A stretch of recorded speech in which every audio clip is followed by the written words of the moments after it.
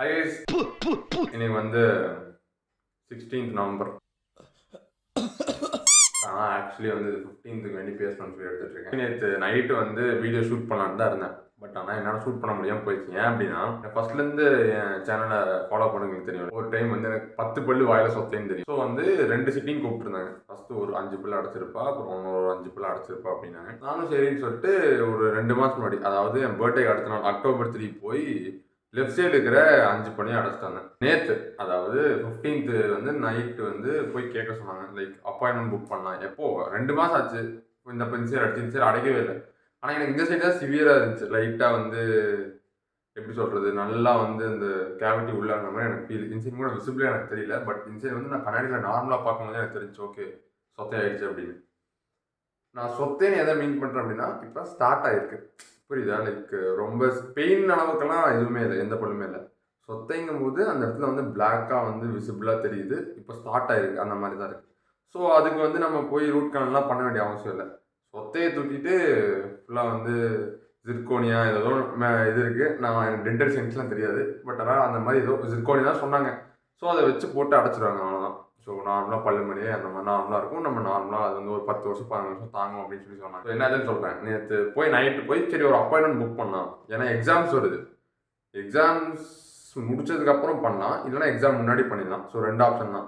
சரி போய் எக்ஸாம் முன்னாடி எனக்கு சாட்டர்டே சண்டே இன்றைக்கும் நாளைக்கும் லீவ் தானே. ஸோ இன்றைக்கி நாளைக்கு புக் பண்ணிடலாம், அப்பாயின்மெண்ட் புக் பண்ணிடலாம் அப்படின்னு சொல்லி தான் போனேன். அங்கே போய் கேட்டதுக்கு இன்றைக்கி ஓகேனா இன்றைக்கே பண்ணிடலாம் அப்படின்னு சொல்லி சொன்னாங்க. அப்புறம் நான் ஃபோன் பண்ணி எங்கள் மம்மிகிட்ட கூப்பிட்டு இந்த மாதிரிம்மா இந்த மாதிரி இன்றைக்கே பண்ணிடலான்னு சொல்கிறாங்க, என்ன பண்ணுறது அப்படின்னு சொல்லி கேட்டேன்.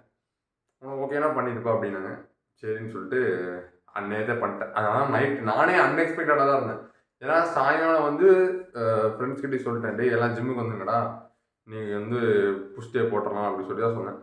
ஸோ அப்புறம் திரும்பி அவனுக்குலாம் கூப்பிட்டுட்டே இல்லைடா நீங்கள் போய் போட்டுருங்க, கண்டிப்பாக அவனுக்கு போயிருக்க மாட்டாங்க. ஏன்னா இது வந்து இது ஒரு வியாதி. என்ன அப்படின்னா இப்போது ஒரு 4 பேர் சேர்ந்து ஜிம்முக்கு போகிறோன்னு வைங்க, ஒருத்தன் வரலன்னா வைங்க, அது ஒரு வியாதி மாதிரி பரவிடும். சரி இன்னைக்கு அவன் வரல, நம்மளும் வரவானா அந்த மாதிரி. அது அவனுக்கு போயிருக்க மாட்டாங்க, எனக்கு நல்லா தெரியும். இங்கே நேற்றே தெரிஞ்சிச்சு, சரி நம்ம போகலன்னு சொன்னால் எவனும் வர மாட்டாங்க அப்படின்னு.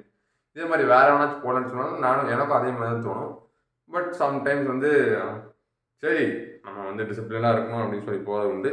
சரி நான் அட போடா அப்படின்னு சொல்லிட்டு போய் படுத்து பெட்டில் படுத்து தூங்குறதும் உண்டு. ஸோ என்ன ஆச்சு அப்படின்னா அவனுக்குலாம் கால் பண்ணி சொல்லிட்டு டக்குன்னு போயிட்டேன். ஃபஸ்ட்டு டைம் நான் நினச்சேன் சரி ஓகே ஃபஸ்ட் டைம் அந்த மாதிரி ஒரு 1 மணி நேரம் 1.5 மணி நேரம் ஆக்கிடுவாங்க அப்படின்னு நினச்சேன். பட் ஆனால் ஃபஸ்ட் டைம் எதனால் லேட் ஆயிருக்கு அப்படின்னா ஃபுல்லாக க்ளீன் பண்ணியிருக்காங்க. ஃபுல்லாக வந்து ஃபஸ்ட்டு க்ளீன் பண்ணிட்டு அதுக்கப்புறம் லெஃப்ட்டில் இருக்கிற 5 பல்லையும் ஃபில்லிங் பண்ணாங்க. பட் இன்றைக்கி போனால் டக்குன்னு முடிஞ்சு ஒரு 1/2 மணி நேரம் 40 நிமிஷத்தையும் முடிச்சிட்டாங்க. இன்னும் இந்த ரைட் சைட் பண்ண மட்டும் அந்த ஏதோ வாட்டர் ஏதோ ஓஸ்லாம் வாங்கி விட்டு வாயை திறந்துட்டே இருக்க சொல்கிறாங்க. எப்படி திறந்துட்டே இருக்குது, இப்படியே ஆட்டே சொல்லிகிட்டே இருந்தேன்.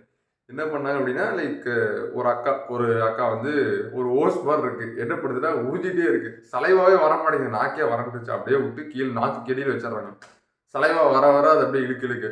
இந்த டாக்டர் வந்துட்டு லைக் அப்படியே வந்துட்டு வாட்டர்லாம் போட்டு ஃபில்லிங் பண்ணி விட்டாரு. ஸோ அதை முடிச்சுட்டு அப்படியே வந்து வீட்டுக்கு வந்து நைட்டு வேறு சாப்பிடக்கூடாதுன்னு சொல்லிட்டாங்க. என்ன சொன்னாங்க, இந்த சைடில் வச்சு சாப்பிடுங்க அப்படின்னு சொல்லி சொன்னாங்க. எனக்கு வந்து சாப்பிட்றதுக்கு இன்ட்ரெஸ்டே இல்லை. ஏன்னா அது வச்சதுக்கப்புறம் ஒரு மாதிரி அன்னியனாகவே இருக்கும் வாய், கொஞ்சம் ஏதோ புதுசாக இருக்கும். அது ஃபஸ்ட்டு எனக்கு லெஃப்ட் சைட் பண்ணும்போது அதே மாதிரி தான் இருந்துச்சு. ஒரு 2 நாள் வந்து ஒரு மாதிரி அன்னியனாக இருந்துச்சு. எங்காச்சும் கரெக்டாக வைக்க முடியுதா, இல்லை ஷேப் பேச மாறுது அந்த மாதிரிலாம் இருக்கும்ல. பட் ஆனால் அது வந்து அப்படியே வந்து போக பழகிடுச்சு. இப்போ அதே மாதிரி தான் இது ஒரு மாதிரி அன்னியனாக இருக்குது. எனக்கு சாப்பிட்றதுக்கு இன்ட்ரெஸ்ட் இல்லை வந்தவொன்னே. ஏன்னா அந்த மிஷினை வச்சு சவுண்ட் வந்துட்டே இருக்கும், நம்ம கண்ணை மூடிட்டு அது காதில் கேட்டே இருக்கு. நேற்று அந்த மாதிரி இருந்துச்சு. இப்போ கொஞ்சம் நார்மலாக தூங்கி வச்சதுக்கப்புறம் சரி சாப்பாடு வேணாம் அப்படின்னு போய் தூங்கிட்டேன். இதே மாதிரி போனால் என்ன போகுது தெரியல, எக்ஸாம்ஸ் வேறு வருது. ஸோ அவ்வளோதான். லைக் நேற்று வந்து 10 பல்லு அடைச்சாச்சு. பல்லுக்கு எல்லா வேலையும் முடிஞ்சு பாக்கெட்லேருந்து ஒரு 15,000 ரூபாயும் காலி. என்ன சொல்கிறது, என்னன்னு சொல்லி முடிகிறது.